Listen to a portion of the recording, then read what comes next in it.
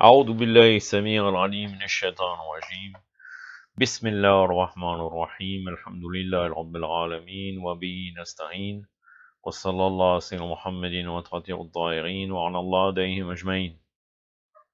Une vidéo concernant les cours de Hawza, la connaissance de l'imam, toujours Usul al-Kafi, le tome 2, le Kitab al-Hujja, le chapitre 44 du tome 2. Une vidéo que j'ai appelée Les imams connaissent,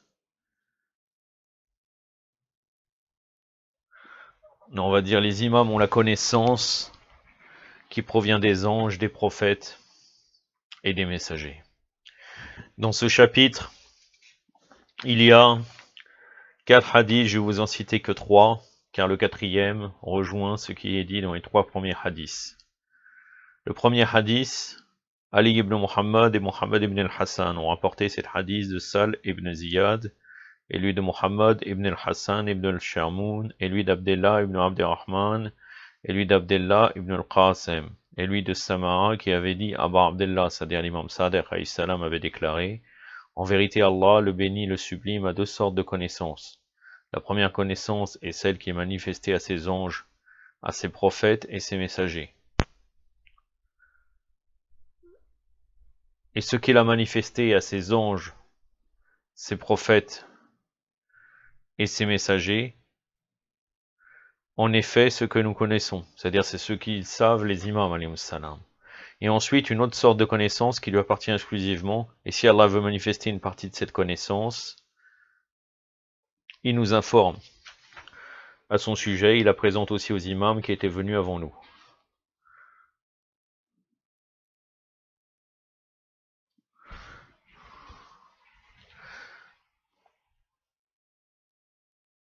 C'est-à-dire, Allah Azzawajal, il dévoile aux imams ce qu'il va faire concernant certains actes. Ça touche à la question du bada, le changement.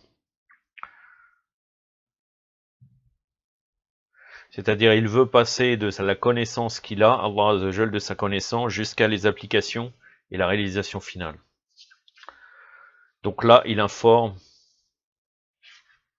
les imams précédents et aussi l'imam. Alayhi salam. Le hadith numéro 2, un groupe de nos compagnons ont rapporté cet hadith d'Ahmed ibn Muhammad et lui de Hossein ibn Sa'id et lui de Qasim ibn Muhammad et lui d'Ali ibn Abi Hamza qui avait dit Abu Abdullah, c'est-à-dire l'imam Sadiq alayhi salam, avait dit en vérité Allah Azwajal, à lui la puissance et la majesté,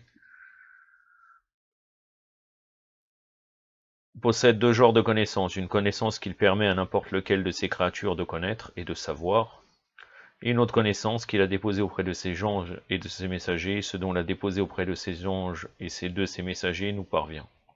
Le 3e hadith, pour terminer, Ali ibn Ibrahim a rapporté cet hadith de Saleh ibn Sindi, et lui de Jafar ibn Bashir, et lui de Sorey, qui avait dit, j'ai entendu Abu Jafar, c'est-à-dire l'imam Baqir alayhi salam, déclarer, en vérité Allah, à lui la puissance et la majesté, a 2 genres de connaissances, une connaissance qu'il a donnée à tous et une connaissance qui est cachée.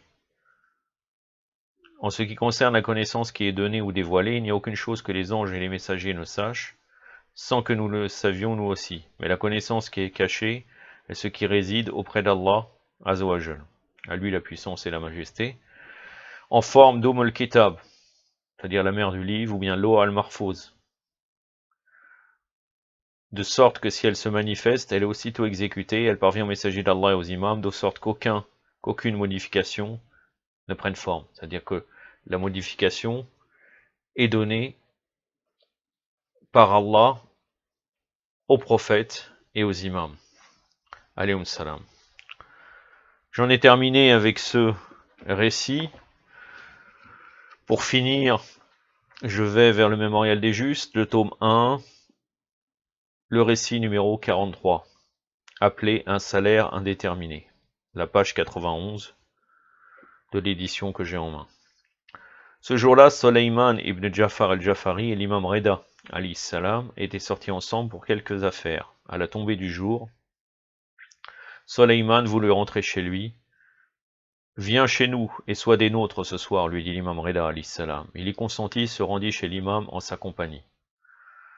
L'imam y trouva ses domestiques occupés à des travaux de maçonnerie. Son regard se posa alors sur un étranger qui travaillait avec eux. « Qui est-il » demanda-t-il. « Nous l'avons engagé aujourd'hui afin qu'il nous aide, répondirent les domestiques. Très bien, quel salaire avez-vous fixé pour lui? Nous lui donnerions bien quelque chose en fin de compte et nous le rendrons satisfait. » C'est-à-dire, ils n'ont pas fixé le prix. Des signes de contrariété et de colère apparurent sur le visage de l'imam. Soleiman s'avança et lui dit « Pourquoi te chagrines-tu » ? J'ai déjà ordonné à plusieurs reprises, répondit l'imam. Ne chargez personne de travail tant que vous n'avez pas convenu de ce travail ni déterminé sa rémunération. Fixez d'abord le salaire de la personne en question, puis faites-la travailler. Même en ayant fixé la rémunération du travail, vous pouvez au terme du travail y ajouter quelque chose. Bien sûr, en voyant que vous lui donnez plus que la somme fixée, cette personne vous remerciera et vous en sera reconnaissante. Elle vous appréciera et votre intérêt l'un pour l'autre se fortifiera. Et même si vous vous bornez à la somme dont vous tous avez reconnu, elle ne prouvera pas d'insatisfaction à votre égard. Mais lorsque vous chargez quelqu'un d'un travail sans déterminer son salaire, quelle que soit la somme que vous lui donnez en fin de besogne, il ne peut croire que vous ayez fait de preuve de bienveillance à son égard, s'imaginant au contraire que vous lui avez donné moins qu'il ne se devait. Ce récit est à méditer, car vous voyez très bien, ça concerne la législation du travail, vous voyez très bien qu'entre deux musulmans, malheureusement, ça arrive, il y a toujours des confusions au niveau du salaire. C'est-à-dire que quand on engage quelqu'un, il lui dit « moi c'est tant », à la fin on dit « fils sabilillah »,« fais-moi fils sabilillah », mais si c'est l'inverse, si c'est moi qui travaillerais, par exemple, pour quelqu'un dans un endroit, là je ne demanderai pas sabilillah, je demanderai à payer, que la personne me paye les prix forts. Mais par contre, quand ça me concerne moi, pour mon intérêt, là je demande à la personne qui fait sabilillah et même qui perde, qui fasse un travail avec un salaire moindre. Donc ça nous donne vraiment comment faire et comment régler tout cela au niveau des lois islamiques concernant la législation du travail. يكتفي بهذا القدر وصلى الله على سيدنا محمد وعلى آله الطاهرين والسلام عليكم ورحمة الله